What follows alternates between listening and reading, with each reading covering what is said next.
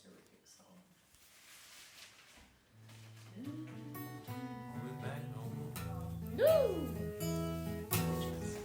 Take it away. I'm gonna chase him down that long winding road. My mum likes to joke, kind of. I would sing song around the house before I really knew like what any lyrics sort of meant, or like when I was humming a tune, not necessarily singing lyrics, but there was always this like melodic sort of voice around the house. And I remember her asking me, you know, you really like to sing, like, would you want to go to the music school and we can talk to a teacher about teaching you how to sing properly? And I think I would have been maybe 5 or 6. So I started really young, and I think the process of being with a teacher, that for me, it sort of formalized the thing that I was just doing for fun around the house. But I didn't really know the joy, that like pure passion for singing and music until I actually sang in front of people. I remember a few performances at this music school. This was back in my hometown, Montreal. Shout out. At the music school, we would have these sort of performances each session, and I remember one year my nana, who is Aussie, she came to Montreal to visit my parents, and she came to one of the performances, and she sat in the front row with my mum and cried and cried and cried. And after the performance, I remember saying to my mum, I'm not going to sing anymore because I don't want to make people cry. Mum said, no, it's a different thing, you know, it's emotion, it's good. And she was really proud of you, you know. So I remember that. And yeah, I would have been between 5 and 10.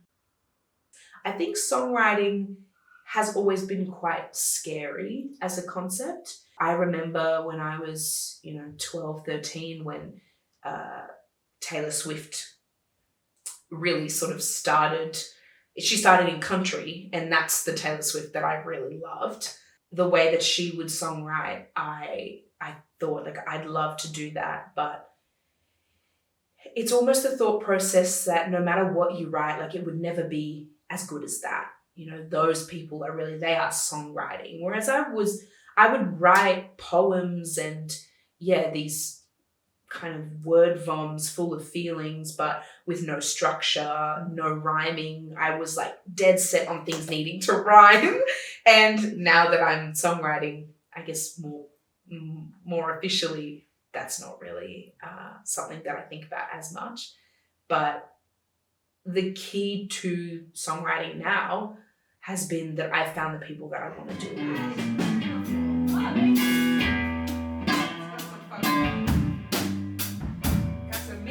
We generally start a rehearsal with a jam. Someone just starts to play some random thing, and then everybody joins in, everyone's warming up, and that's usually my cue to sort of just come up with anything, whatever it is.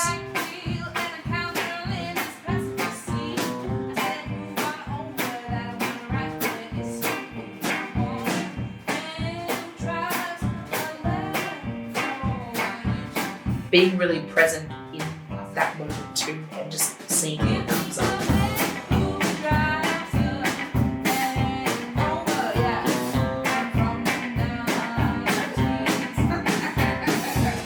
I've never been the band that every person has this sort of very unique skill in understanding, even if I'm just giving them lyrics, that they can find this sort of tone or vibe. I think as a unit, we all know how to communicate without saying anything too. There's a lot of listening, because if there's something that someone likes, we'll pull it up and go, okay, keep that. Okay, this over here, don't love that. You need to change the key of that. Or, bring it down. Or amp it the fuck up. They're all such talented musicians, even outside of their music world. They're people who are always creating, who are doing so many amazing things, and it feeds into the band's energy because everybody is there and they really want to be.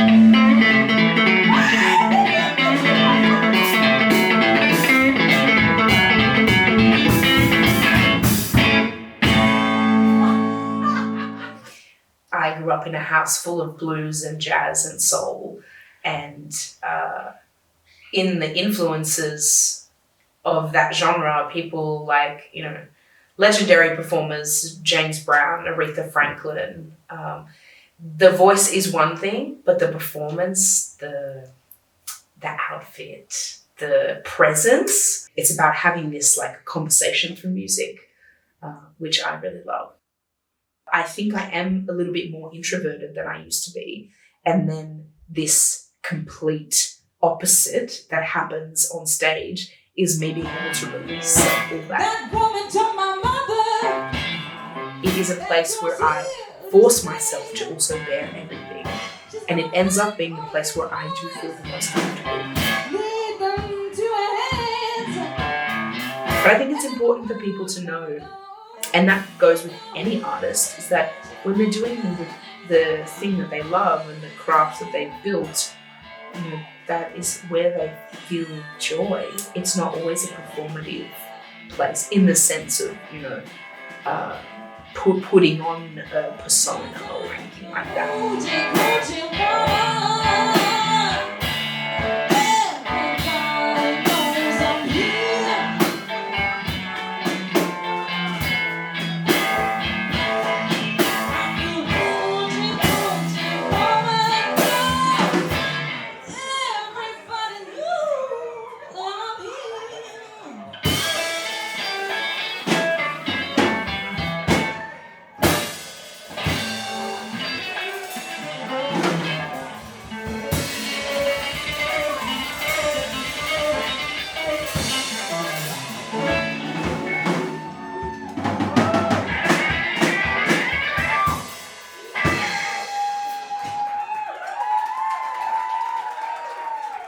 The word legacy comes up for me a little bit because I really feel the legacy of people in my family, the legacy of being able to show what it's like to live an artistic and creative life without it being all up in people's faces all the time.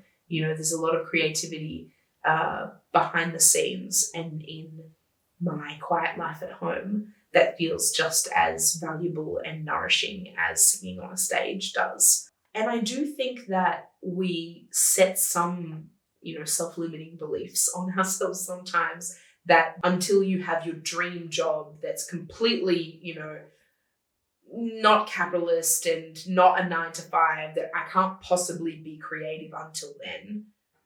I'm just choosing to be that person now. And it is a choice. It's a choice that comes with privilege that I'm aware of, that not everybody has.